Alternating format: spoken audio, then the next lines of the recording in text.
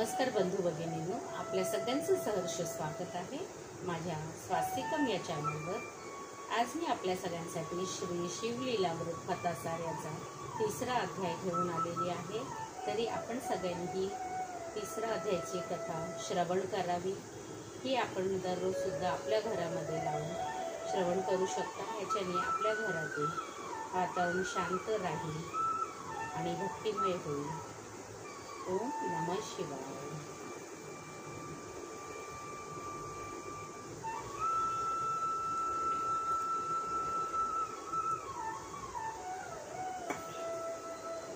श्री गणेशाय नमः। श्री सरस्वतीभ्यो नमः। ओम नमः शिवाय। ओम नमः शिवाय। ओम नमः शिवाय। ओम नमः शिवाय।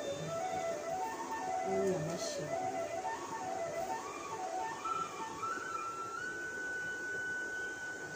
अध्याय तिसरा, मित्रसह राजाची कथा। श्री गोकर्ण महाबलेश्वर महात्म्य।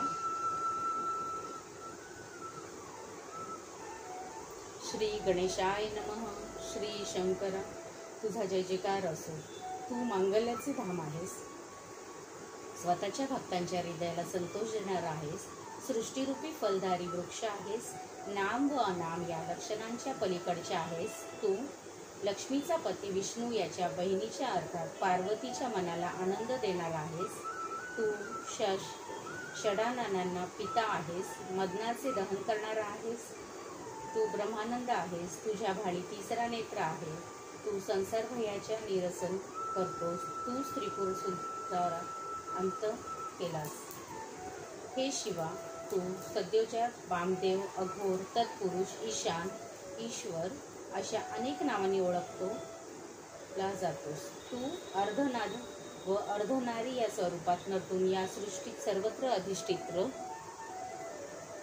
आहेस। गिरिजा म्हणजे पार्वती, तिचे मन तुझ्या ठायी रमते। तू कैलास पर्वताचा ईश्वर आहेस, आपल्या मस्तकी गंगा धारण करतोस। तू सर्परूपी भूषणे घालतोस। तू सर्वव्यापक आहेस, मनाला मोहित करून त्याला आंधळे करणाऱ्या मदनाचे तू दमन करणार आहेस। तू सर्वांच्या पलीकडे आहेस, निरंजन म्हणजे मलरहित आहे। तू सत्व, रज व तम या त्रिगुणांच्या पलीकडचा आहेस। तू दुधाच्या फेसाप्रमाणे अत्यंत धवल वर्णाचा आहेस। तू जगाला जीवन देणारा आहेस। तू माझ्यावर कृपा करून दुसऱ्या अध्यायात शिवरात्रीचा महिमा वर्णन करविलास। यानंतर येणाऱ्या कथेची रचना मी कशी करू, हे पंचवदना, हे पंचमुकुट धारण करणाऱ्या शिवा, आता तूच मला प्रेरणा देऊन ही कथा माझ्याकडून वधवून घे। मित्रसह झाला कल्माशपात। नैमिषारण्यात महामुनी सुत शौनकादींना अत्यंत अद्भुत अशा शिवलीला वर्णन करून सांगत होते। त्यापुढील कथाभाग असा आहे। इक्ष्वाकु वंशात मित्रसह नावाचा राजा होऊन गेला। तो अत्यंत तेजस्वी होता, त्याला वेदांचे व शास्त्रांचे चांगले ज्ञान होते। ऐश्वर्य आणि पराक्रमामुळे तो भूलोकीचा दुसरा इंद्रच होता। त्याने आपल्या विशाल सेनारूपी वस्त्राने समस्त पृथ्वीला आवरणच घातले होते। तो प्रतापसूर्य होता, त्याच्या पुढे शत्रुरूपी नक्षत्रे पार मावळून गेली होती। एके दिवशी तो राजा बरोबर मोठे सैन्य घेऊन शिकारीसाठी निघाला। घोर अरण्यात प्रवेश करताच त्याच्या सैन्याच्या गोंधळामुळे तेथील श्वानपदे घाबरून सैरावैरा पडू लागली। वाघ, लांडगे, अस्वले, सिंह, हरिणी, वनगाई, वानरे, ससे व कोल्हे असे कितीतरी पशु कोलाहल करीत धावू लागले। चालक, बदके, मोर, कस्तुरी मृग, रानमांजरे व बोके, मुंगूस, राजहंस, चक्रवाक असे अनेक वन्यजीव प्राणभयाने इतरहत पळू लागले। त्यावेळी राजाने असंख्य प्राणी मारले। त्या मृगयेत राजाकडून एक महाभयंकर राक्षसही मारला गेला। तो गतप्राण होऊन पडला। त्या राक्षसाचे भावाने दूरूनच पाहिले गेले होते। त्याने त्याच क्षणी मी माझ्या भावाच्या मृत्यूचं सूड घेईन, या राजाला कपटाने धडा शिकवीन अशी घोर प्रतिज्ञा केली। मृगेहून मित्रसह राजा आपल्या नगरात परतला। मध्ये काही दिवस सरले। बंधूच्या मृत्यूचे शोकाकुल झालेले त्या राक्षसाने आपली प्रतिज्ञा पूर्ण करण्यासाठी मायावी मानवी रूप धारण केले। आचार्याला शोभतील अशी मलिन वस्त्रे परिधान करून आम्ही खांद्यावर पळी, झरे असे साहित्य घेऊन तो मित्रसह राजाच्या नगरात आला. त्याने राजाची भेट घेतली व म्हणाला, महाराज, मी निष्णात स्वयंपाकी आहे. माझ्या पाककलेची मानव आणि देवदिगही प्रशंसा करतात. सध्या काही काम मिळावे म्हणून मी आपल्यापाशी आलो आहे. मला आपल्या सेवेची संधी द्या. त्याच्या बोलण्यावर विश्वास ठेवून राजाने त्याला आपल्या स्वयंपाकगृहात आचारी म्हणून सेवेत घेतले. त्यानेही उत्तम उत्तम पदार्थ बनवून राजास विश्वास संपादन केला. काही दिवसांनी राजाचे पितृश्राद्धासाठी कुलगुरू वसिष्ठांचा आपल्या घरी आमंत्रित केले. त्यानुसार ब्रह्मदेवाचा तो पुत्र भोजनासाठी राजगृही आला. आचारी झालेला तो राक्षस राजाला धडा शिकवण्यासाठी योग्य संधीचीच वाट पाहत होता. त्याने आपला डाव साधला. गुप्तपणे नरमास शिजवले आणि ते भांड्यामध्ये मिसळून ऋषींना वाढले. सर्व ऋषींमध्ये वरिष्ठ असे वसिष्ठ त्रिकालज्ञानी होते. त्यांनी भाज्यांमधून नरमास वाढलेले आहे हे क्षणार्धात ओळखले. मित्रसह इतका ज्ञानी असूनही त्याच्याकडील आचारी राक्षस आहे हे त्याला कसे ओळखता आले नाही याचे त्यांना खूप वैषम्य वाटले. आचार्याला कारस्थानास न्यावं म्हणून त्यांनी राजालाच दोषी ठरविले आणि जागेवरून संतापाने उठून त्याला शाप दिला. अरे पाप्या, मी ब्राह्मण असून मला नरमास वाढतोस? जा, या दुष्कृत्याबद्दल राक्षस होऊन तू अरण्य संचार करशील. तेथे तुला काहीही खायला मिळणार नाही. राजा संभ्रमात पडला. तो वसिष्ठांना म्हणाला, गुरुदेव, जे काही घडले त्यात माझा काय दोष? मी आचार्याला बोलवून आपल्या समक्ष विचारतो. राजाने आपल्या सेवकाला धाडले, पण त्याआधीच तो आचारी झालेला राक्षस गुप्त रूपाने वनात पळून गेला होता. हे त्याचेच कारस्थान आहे हे राजाने ओळखले. त्याच्या कृत्यासाठी आपल्याला जबाबदार धरून वसिष्ठांनी अकारण संतापाने आपल्याला शाप दिला म्हणून तोही रागवला. त्यांना उलट शाप देण्यासाठी त्यांनी हातात जल घेतले. ते पाहून राजाची पटराणी दमयंती पुढे आली. ती पुण्यवान, पतिव्रता, सुंदर, चतुर व ज्ञानी होती. तिने राजाला अडविले. म्हणाली, नाथ, हे तुम्ही काय करता? गुरुला शाप देण्याचा शिष्याला मुळीच अधिकार नाही. हे कसे विसरता? तुम्ही त्यांना शाप दिला तर तुम्हाला 1 कल्पपर्यंत नरकयातना भोगाव्या लागतील. राजा थांबला. तो राणीला म्हणाला, तू खरोखरच चतुर आहेस. माझी अधोगती टाळलीस. आता माझ्या हातात असलेल्या या जलाचे काय करू? ते भूमीवर टाकले तर ती दग्ध होईल. मग धान्य उगवणार नाही. मग राजाने ते जल आपल्या पावलांवर टाकले. त्याच्या प्रभावाने त्यांचे दोन्ही पाय काळे पडले. त्यावर कोड उठले. तेव्हापासून मित्रासह राजाला कल्मषपाद हे नाव पडले. वसिष्ठांनाही आधीच सर्व वृत्तांत जाणून दयाबुद्धीने राजाला उपशाप दिला. तू 12 वर्षांनी राक्षस योनीतून मुक्त होऊन पुन्हा राजा होशील. ते निघून गेल्यावर कल्मषपाद रूप पलटले. तो भयंकर राक्षस झाला. अरण्यात संचार करू लागला. तो अहोरात्र भुकेने व्याकुळ असे. वन्य पशु पक्षी मारून खात असे, पण त्याची भूक भागत नसे. ब्राह्मणीचा शाप. विशाल देही, कपाळी शेंदूर माखलेला, अकराळ विक्राळ तोंडाचा, बाहेर गाडा आलेला, पिंजारलेला केसांचा, तांबरलेल्या डोळ्यांचा असा तो राक्षस शुद्धाक्रांत होऊन बरीच वर्षे त्या वनात हिंडत होता. एके दिवशी त्याने 12 वर्षाच्या एका सुंदर ब्राह्मण पुत्राला पाहिले. तो आपल्या लहानग्या पत्नीसह त्या वनामध्ये खेळत होता. तोच राक्षस रूपातील कल्मषपाद त्याच्या समोर उभा राहिला. त्याने त्या ब्राह्मणपुत्राला खाण्यासाठी पकडले. ते पाहून त्याची पत्नी काकुळतीला आली. राक्षसाने आपल्या पतीला जीवदान द्यावे म्हणून करून स्वरांनी रडत रडत त्याला आता विनविण्या करू लागली. अरे, तू तर पुण्यकर्मी करणारा मित्रसह राजा आहेस. ऋषी शापाने राक्षस झालेला आहेस. गोब्राह्मणांचं रक्षण करता अशी तुझी थोर कीर्ती आहे. तू माझ्या पतीला मारून ब्रह्महत्येच्या पातक माती घेऊ नकोस. त्याला सोड. ती ब्राह्मणी त्याच्यासमोर गडबड लोळू लागली. त्याचे पाय धरले. पुन्हा पुन्हा पदर पसरून त्याची करुणा भागू लागली. हे राजेंद्र, माझ्यावर दया कर. माझ्या पतीला खाऊ नकोस.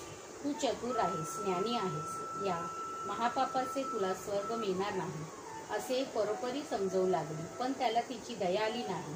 ती ब्राह्मणी आक्रोश करीत असताना त्याने तिच्याच समोर तिच्या पतीला ठार केले आणि त्याचे मांस खाऊन हाडेत टाकले.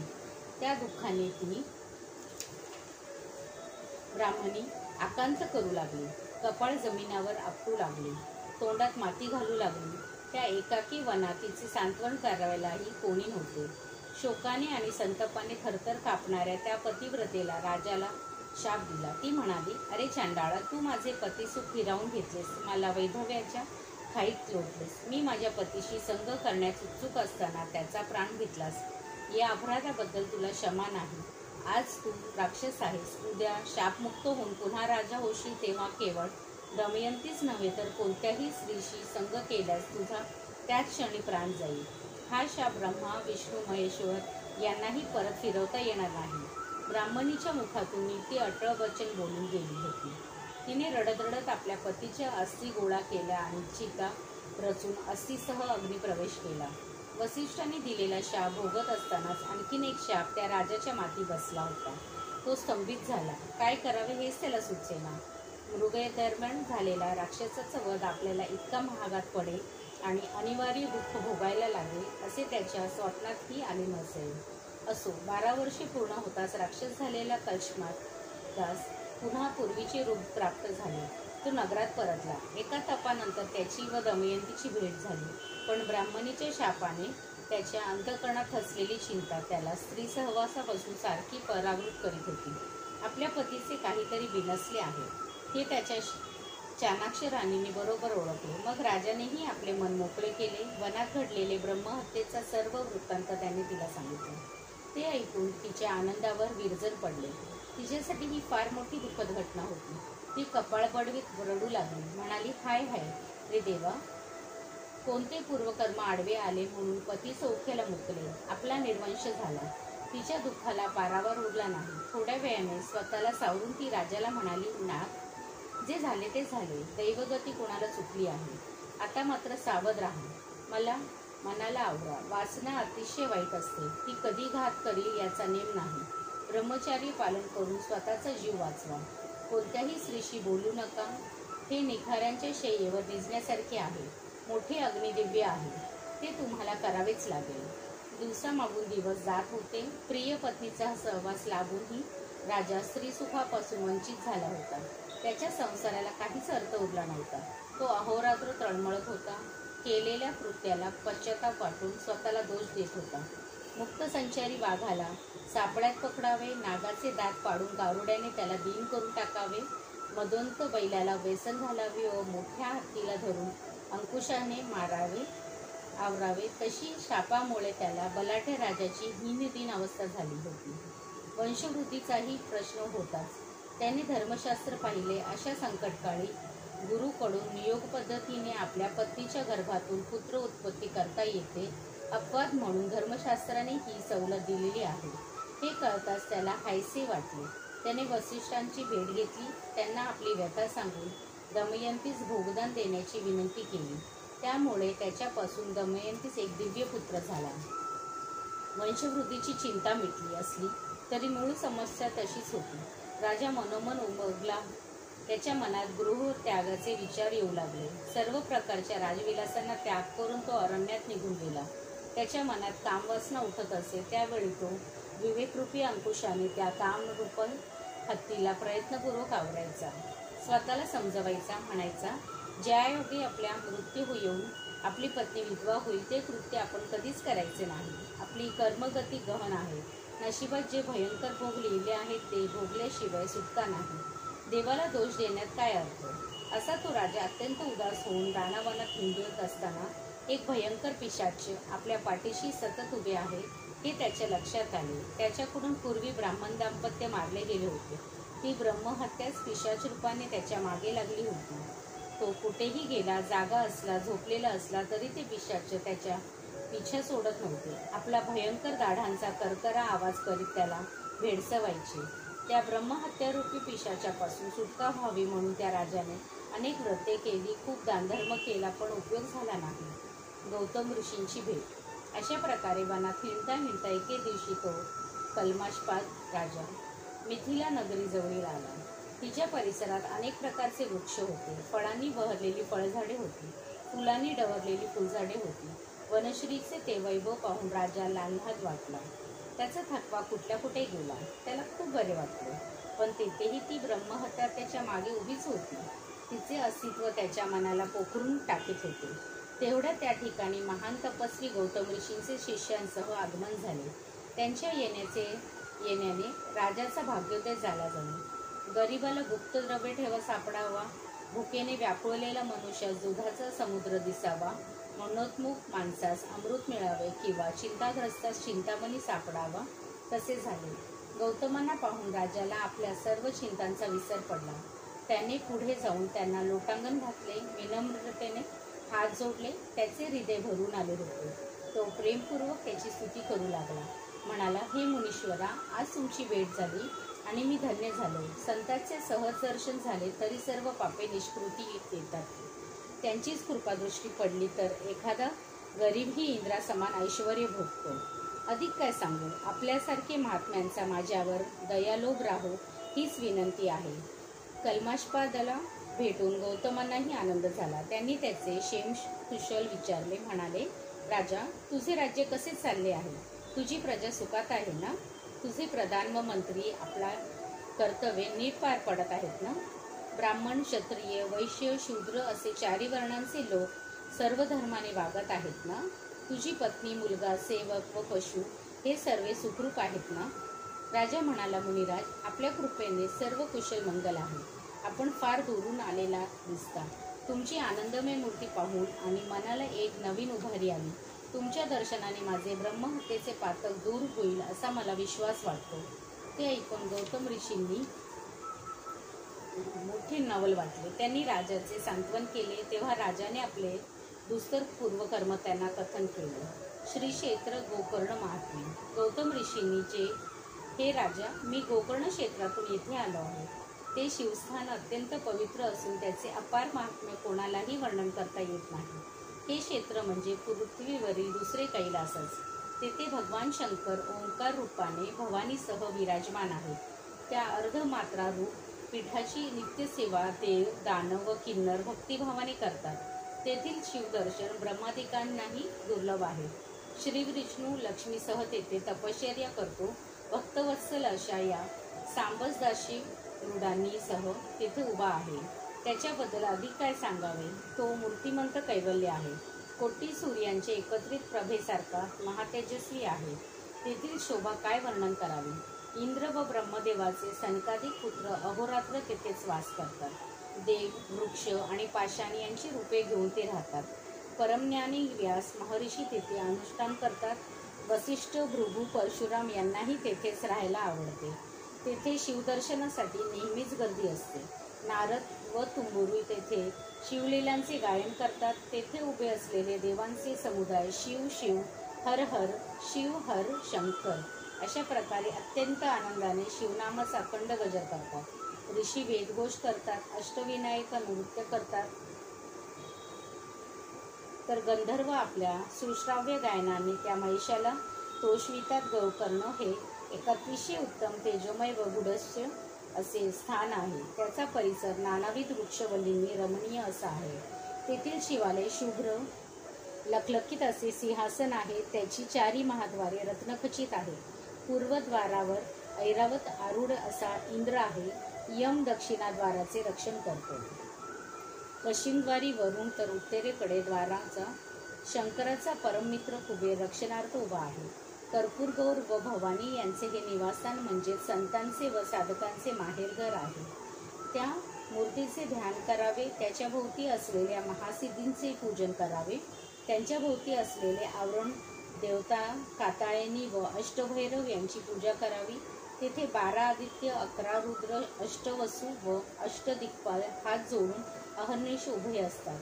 अष्टसिद्धी व नवनिधी तेथूनच राहून विनम्र भावाने शंकराची आराधना करतात. हे राजा, मीही नेहमी तेथेच राहतो. इतर क्षेत्री लाखो वर्षे केली तपश्चर्या ही गोकर्ण क्षेत्रात केलेल्या एका दिवसाच्या तपाएवढी असते. येथे जपतपादी कर्मे केल्याने तो सदाशिव लगेच प्रसन्न होतो. येथे सोमवार, अमावस्या, संक्रांत, प्रदोष व पर्वकाळ या वेळेत समुद्रस्नान केल्याने सर्व तीर्थस्नानांचे पुण्यफळ लाभते. पूर्वी रावण, कुंभकर्ण व विभीषण यांनी तेथेच शिव अनुष्ठान केले होते. मोक्षप्राप्ती करून देणारे असे हे निवारण लिंग रावणाने कैलासावरून आणले. त्याची गणपती येथे स्थापना केली.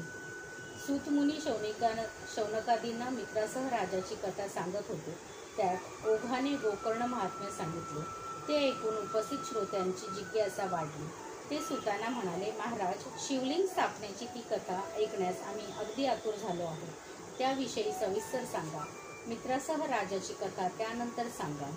श्रोत्यांच्या आग्रहावरून सुतांनी तो जो कथाभाग सांगितला तो असा. महाबळेश्वराची कथा.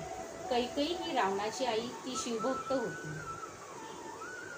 नित्य शिवराधना करायची. शिवलिंगाची पूजा झाल्याशिवाय पाणीही ग्रहण करायची नाही. रावणाचे कल्याण व्हावे, त्याला सर्वत्र विजय मिळावा म्हणून ती पंचधान्याच्या पिठाने शिवलिंग तयार करून त्याची पूजा करायची. तिच्या उपासनेने रावण बलाढ्य झाला, तर तो कोणालाही ऐकत नव्हता. स्वर्गावर स्वारी करून आपल्यालाही पदच्युत करेल अशा प्रकारे विचार करून इंद्राने ते शिवलिंग कपटाने समुद्रात बुडविले. त्यामुळे कैकेयी निराश झाली. तिने अन्नोदक वर्ज्य केले. रावण मातृभक्त होता. त्याने तिची समजूत काढली. म्हणाला, आई, तू चिंता करू नकोस. मी कैलासावर जाऊन शंकराकडून त्याचे आत्मलिंगन मागून आणतो. तू त्याची पूजा कर. 14 विद्या व 64 कलांमध्ये रावण पारंगत होता. त्याने वेदांचे विभागात अध्ययन करून सार ज्ञान मिळवले होते. तोही शिवभक्त होता. शंकराला प्रिय होता. मातेला शब्द दिल्याप्रमाणे तो कैलासावर गेला. तेथे दीर्घकाल घोर तपश्चर्या केली. मग शंकराला प्रसन्न करून घेण्यासाठी प्रेमपूर्वक अद्भुत गायन केले. त्यासाठी स्वहस्ते आपले वाद्यांना जोडून राग, रागिण्या व उपराग यांचे शास्त्रोक्त गायन केले. मूर्छना, कंपन आदींनी युक्त स्वर तालबद्ध असे दिव्य संगीत गायले. नानाविध गद्यपद्य रचना, गीते, स्तोत्रे वेगवेगळ्या शैलीत म्हटली. शिवलीलांचे वर्णन केले. शिवनामाचा अखंड जप केला. त्याने प्रेमपूर्वक केलेल्या उत्कट आराधनेने तपश्चर्या प्रसन्न झाली. रावण सन्मुख प्रकट होऊन तो म्हणाला, दशानना, मी तुझी सेवा भक्ती पाहून अत्यंत संतुष्ट झालो आहे. तरी इच्छित वर माग. रावण म्हणाला, भगवान, मला आपले आत्मस्वरूप लिंग द्यावे, तसेच त्रिभुवनात अत्यंत सुंदर अशी स्त्री द्यावी. तेव्हा त्या भोळ्या शंकराने निजभक्ताचे मनोरथ पुरविण्यासाठी आपल्या हृदयातून अत्यंत वैदीप्यमान असे आत्मलिंगन काढून रावणाच्या हाती दिले. त्याच्या औदार्याची ही परिसीमाच होती. त्या दिव्य आत्मलिंगाबद्दल काय सांगावे. ते लिंग म्हणजे ब्रह्मानंद स्वरूपी रसाचे ओतीव साकार रूप. ब्रह्मादिकांनी, अतर्क्य व अप्राय मुनिजनांनी, ध्येय सनकदांची पूज्य दैवत, वेद, शास्त्री व पुराणे त्यांचे महात्म्य आवडीने सांगतात. ते लिंग म्हणजे त्रिगुणातील परब्रह्म, अजित, अनाज, सत, चित आनंदाचे निधान, योग्यांच्या विश्रांतीसाठी परमशांती स्वरूप निर्वाणधाम, साक्षात मोक्ष, ज्याने इच्छामात्रे चित्रविचित्र अशी अनंत ब्रह्मांडे रचली, ज्याच्याविषयी बोलताना वेद व शास्त्रे वादविवाद करून मौनावली, त्यांचे हे निजस्वरूप, सहरूप, सहस्रवदी, बालरवींच्या प्रमाणे अत्यंत तेजस्वी प्रभा असलेले असे पुरातन दिव्यलिंग रावणाने आदरपूर्वक आपल्या हाती घेतले. त्यानंतर शिवापुढे नतमस्तक होऊन तो म्हणाला, हे त्रिलोचना, तू त्रिदोषांचे शमन करणारा आहेस. तू सर्वोत्तम आहेस. चित आनंद स्वरूप आहेस. नाम आणि अनाम या पलीकडचा आहेस. तू माझी पहिली इच्छा पुरविलीस. आता मला त्रिभुवनात अत्यंत सुंदर लावण्य सागरातील अनुपम रत्न व अर्पणेचीच दुसरी प्रतिमा अशी स्त्री दे. त्यावर शंकर म्हणाला, वत्सा, अपर्णेसारखी दुसरी सुंदर स्त्री निर्माण करणे ब्रह्मदेवालाही शक्य नाही, म्हणून तू हिलाच घेऊन जा. रावणाला तेच हवे होते. अर्पणा मिळालेल्या त्याला खूप आनंद झाला. त्याने पार्वतीला आपल्या खांद्यावर घेतले आणि एका हातात शंकराचे दिव्य आत्मलिंगन घेऊन दक्षिणेकडे निघाला. शंभू महादेवाची लीला अतर्क्य आहे हे पार्वतीला चांगलेच ठाऊक होते. त्याने तिला रावणासमवेत पाठविले असले तरी लिंगरूपाने तो तिच्याबरोबर होता. या घटनेतून पुढे काहीतरी चांगलेच घडणार आहे याची जाणीव असल्यामुळे ती रावणाबरोबर निघाली. ते दृश्य पाहून देवांमध्ये मोठी खळबळ माजली. हे काय झाले या विचाराने गजानन, स्कंद, वीरभद्र, नंदी व शिवपरिवारातील सर्वत्र अक्षरशः तळमळू लागले. ते अगतिक होऊन शंकराला म्हणाले, सदाशिवा, हे हो कसले औदार्य. निजभक्ताला भवानीच देऊन टाकली. त्यांची चिंतामग्न अवस्था पाहून शंकर हसून म्हणाले, अरे, काळजी कसली करता. तो वैकुंठनाथ भवानीचा भाऊ आहे. तिचा कैवार घेऊन तो आत्ताच धावत येईल पहा.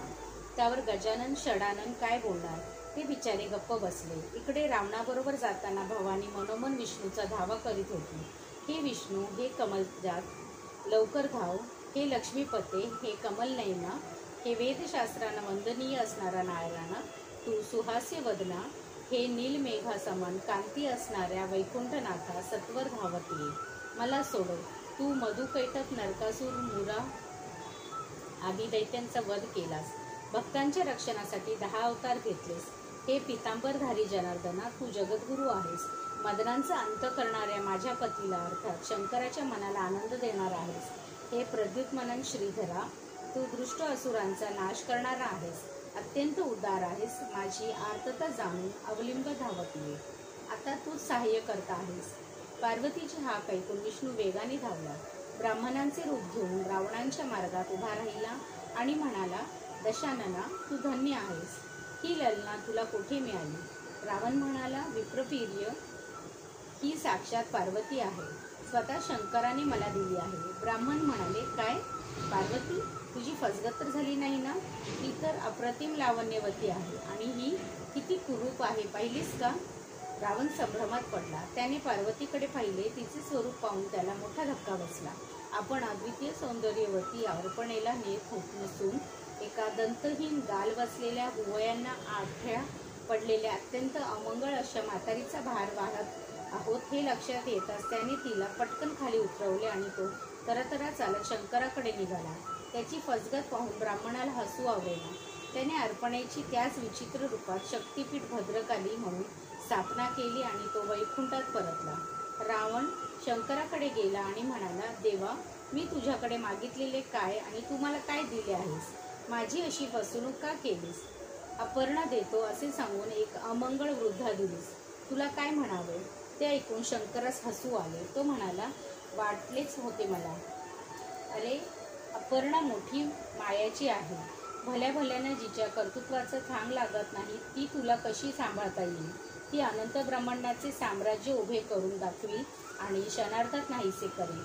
आता मी काय सांगतो ते ऐक. अपर्णेसारखी सुंदर स्त्री एक विष्णूच निर्माण करू शकतो. त्याने आपल्या अंगावरील मळापासून स्वहस्ते तशी त्रिभुवन सुंदरी स्त्री निर्माण केलेली आहे.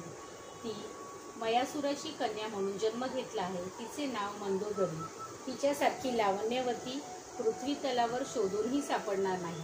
तिच्या अंगसुवासाने सर्पही मुग्ध होतात, तिच्याकडे धावत येतात.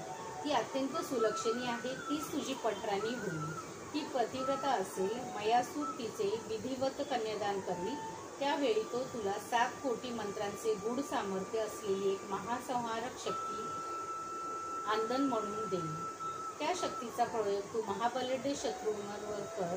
तुला यश मिळेल. ते ऐकून रावणाचे समाधान झाले. शिवलिंग घेऊन तो मार्गक्रमण करू लागला.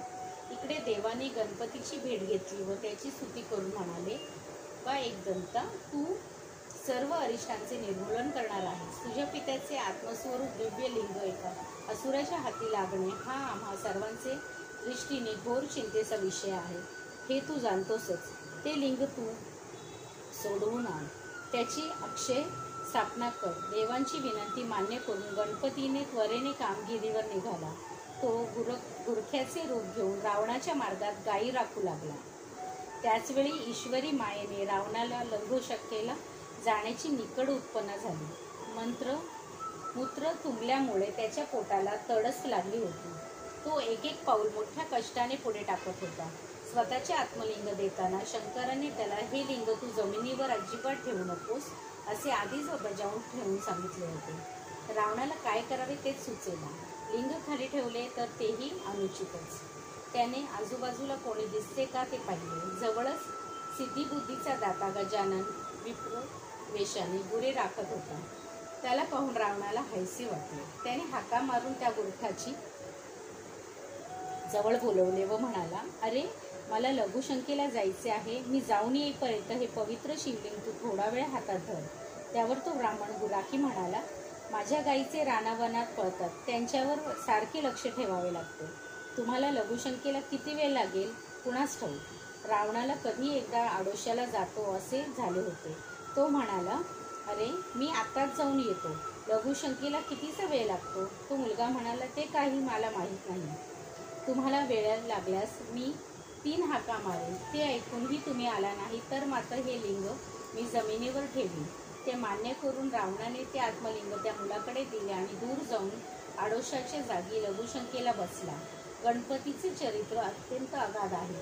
शंकराची उपासना व सेवा करता यावी म्हणून साक्षात विष्णूच गणेश रूपाने शंभूचा पुत्र झाला होता. असो, रावण लघुशंकेस जाताच त्याने अशी अद्भुत माया रचली की रावणाची लघुशंका संपेना. आता येतो असे सांगून गेलेला रावण बराच वेळ झाला तरी परतून येईना. घटकाभर थांबून गणेश त्याला म्हणाला, अहो, झाले की नाही? माझी गाई दूर गेले आहे, लवकर या. रावणाने त्याला हात घालून थांबण्यास सांगितले. घटकाभराने त्याने पुन्हा हाक मारली, पण रावण काही येईना. तिसरी घटका सरत आली. पंडितांशी वाद घालताना पाखंडी जसे ऐकत नाही तसे रावणाचे मूत्रविसर्जन संपेना. शेवटी आणखीन एक हाक मारून गणपती म्हणाला, बाबा रे, तुझी वाट पाहून मी कंटाळलो. आणखीन उशीर झाला तर माझ्या गायी भरकटतील. आता हे शिवलिंग तुझे तूच सांभाळा, मी चाललो. ते ऐकून रावणाने त्याला परावृत्त करण्याचा खूप प्रयत्न केला, पण त्याने त्याचे ऐकले नाही. त्याने ते आत्मलिंग खाली जमिनीवर ठेवून भूमीचा स्पर्श होताच ते तिच्याशी एकजीव झाले, अगदी दृढ झाले. ब्रह्मदिकांनी त्याला हलवून शकले नव्हते. तेथे रावणाची काय कथा? रावण तसाच उठला, रागारागाने पाय आपटे धावला आणि त्याचे अपवित्र स्थितीत लिंगाला उपटण्याचा प्रयत्न करू लागला. त्यामुळे पृथ्वी हादरू लागली. सर्व खटपट वाया गेली. अनंत देहकष्ट सोसून प्रयत्नपूर्वक मिळविलेले हे आत्मलिंग असे डोळ्यादेखत गमवावे लागले याचे त्याला अपरंपार दुःख झाले. तो क्रोधाने बेभान झाला. त्या गुराखी ब्राह्मण मुलाला पकडून जबरदस्त शिक्षा करावी म्हणून मोठ्या आवेशाने तो त्याच्या पाठलाग करू लागला. ते पाहून गायीच्या मार्गाने धावणारा गजानन अचानक अदृश्य झाला. गायीही भूगर्भात गुप्त होऊन लागलेल्या रावणाने धावत जाऊन एका गायीचं कान पकडला व तिला वर ओढण्याचा शर्तीने प्रयत्न केला, पण काहीही उपयोग झाला नाही. शेवटी रावणाने त्या शिवलिंगाची तेथेच पूजा केली. ते लिंग महाबल या नावाने प्रख्यात झाले. लोक त्या शिवपीठाला गोकर्ण महाबलेश्वर म्हणून ओळखू लागले. रावण निराशेने लंकेस परतला. त्याने आपल्या मातेला सर्व वृत्तांत सांगितला. लिंग आणता आलेले नसले तरी त्याने केलेले प्रयत्न प्रामाणिक होते म्हणून तिने त्याचे कौतुकच केले. तेव्हापासून कैकसी नित्यनेमाने तेथे जाऊन शिवपूजन करू लागले.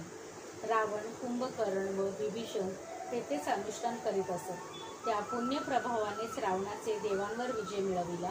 शिवाच्या वरदानामुळे मयासुराने आपल्या कन्येचा मंदोदरीचा विवाह रावणाशी लावून दिला. महाप्रबळ शत्रूलाही परास्त करू शकेल अशी अमोघ शक्ती आदन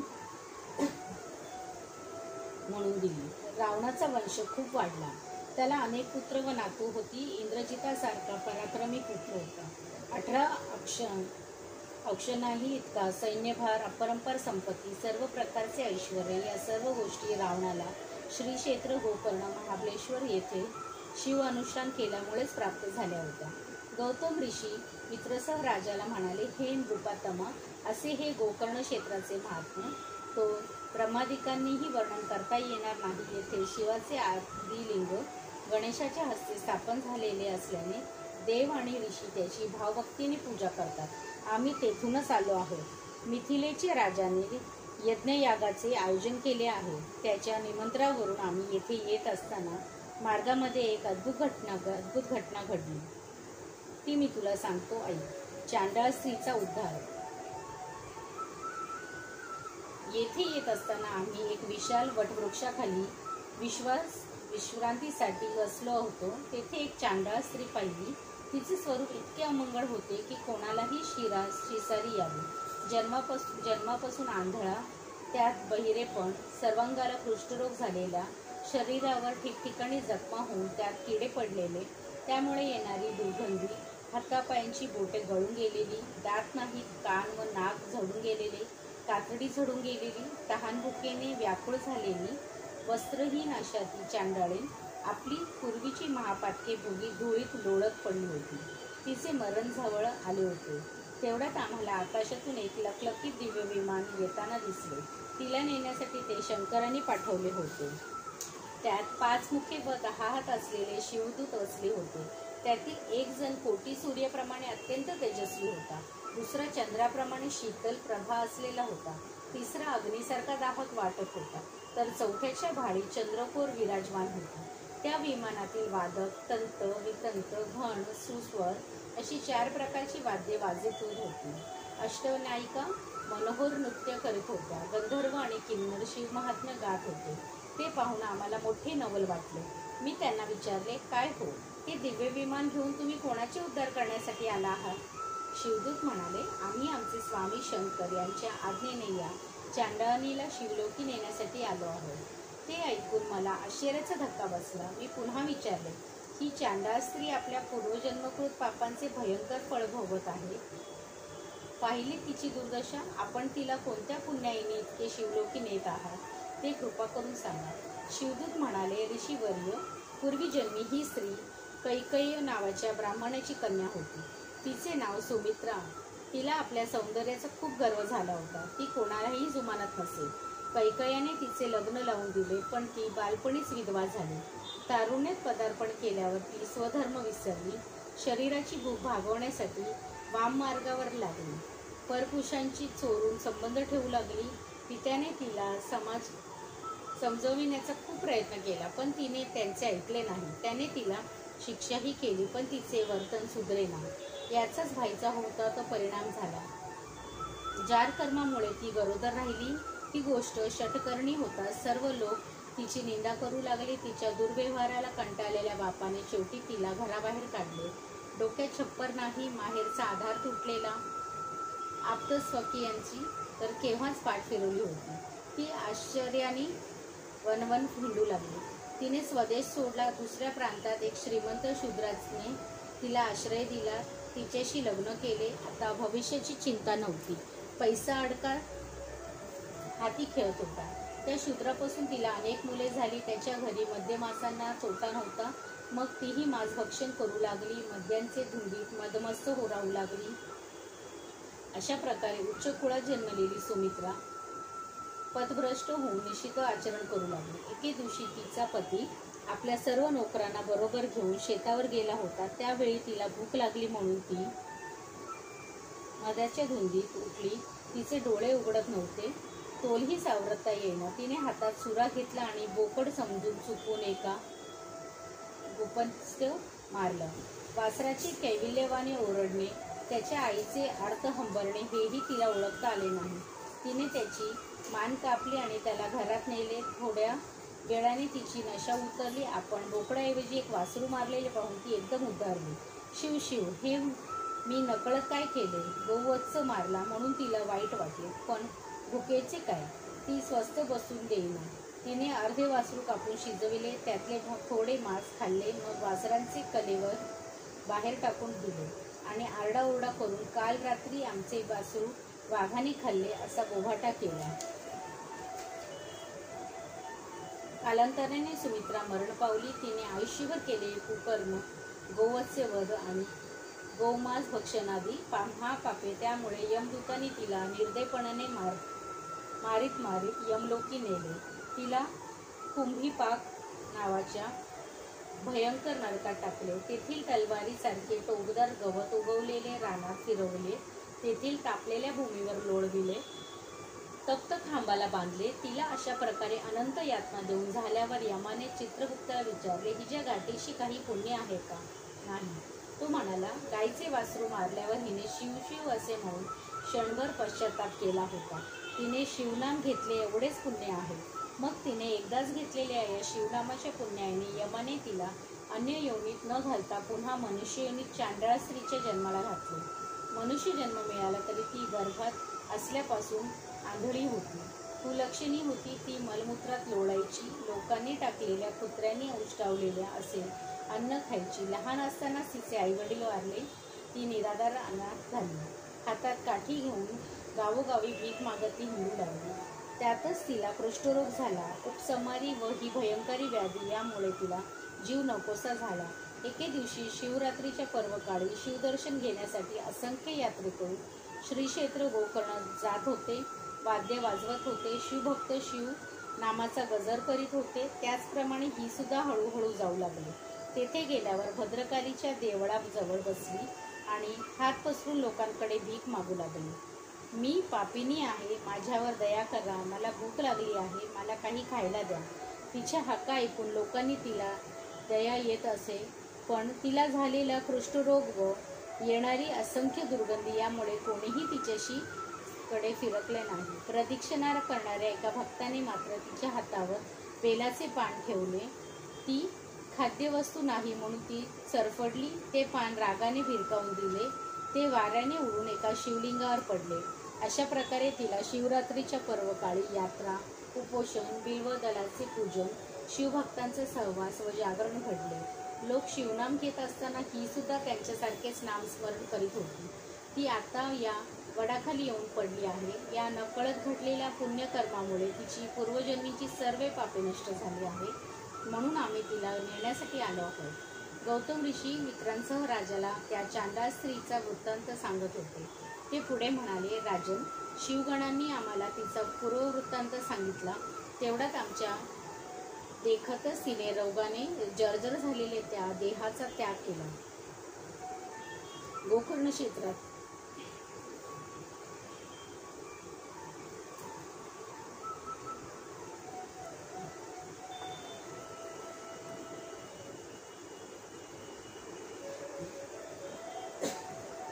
गौतम ऋषी मित्रासह राजाला त्या चांडाळ स्त्रीचा वृत्तांत सांगत होते. ते पुढे म्हणाले, राजन, शिवगणांनी आम्हाला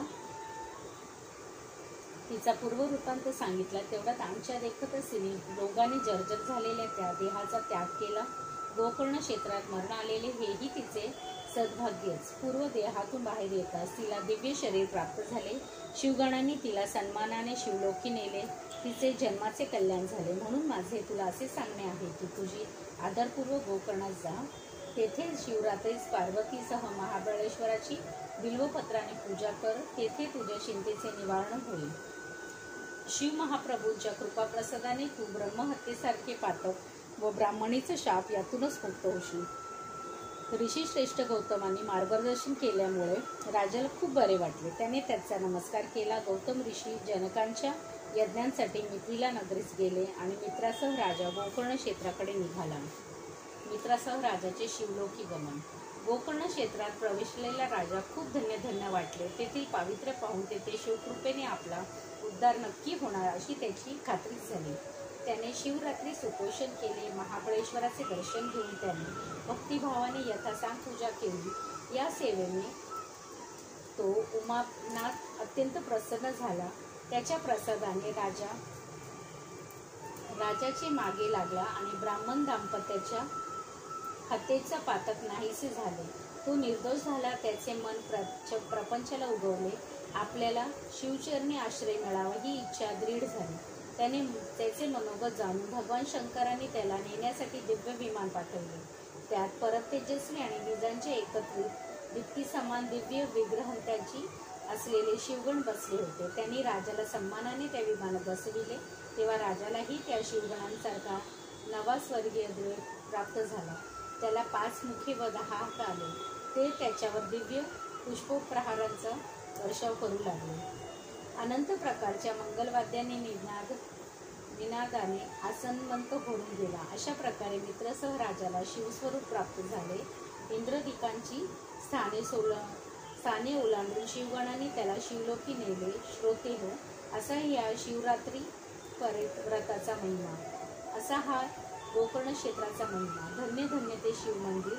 तेथे शिवाचे आत्मलिंग दीनपतितांच्या उद्धारासाठी सदैव अधिष्ठित आहे. त्याच्या पूजनाने राजाला स्वरूपता मुक्ती मिळाली. श्रीधर कवी म्हणतो, ज्यांनी हा इतिहास सांगितला ते गौतम ऋषी खरोखरच धन्य होते. तुम्ही सर्व सज्जनांनी ते आदरपूर्वक ऐकलं म्हणून तुम्हीही धन्य आहात. हंस जसे मानसरोवरावर वेढून बसलेले असतात, साधक तसे इष्टदेवाच्या सभोवती बसतात, तसे तुम्ही सर्व श्रोते शोभत आहात. तुम्ही अवधारूपी दिव्यलंकार देऊन त्या श्रीधराचा गौरव करा. हे ब्रह्मानंद स्वरूपा आदिपुरुषा, हे भीमा नदीच्या तीरी वास करणाऱ्या पांडुरंगा, हे श्रीधर कवीला वरदान देणाऱ्या कैलासनाथा, यापुढील सुरस कथा भाग तू माझ्याकडून वधवून घे. स्कंदपुराणातील ब्रह्मोत्तर खंडात असलेल्या शिवलीलामृत हा एक महान ग्रंथ त्याचा हा तिसरा अध्याय अतिशय गोड आहे. सज्जनांनी त्यांचे अखंड श्रवण करावे अशी प्रार्थना आहे. अध्याय तिसरा समाप्त. श्री सांब सदाशिव कर्णमस्तु. शुभम भवतु, शुभम भवतु, शुभम भवतु.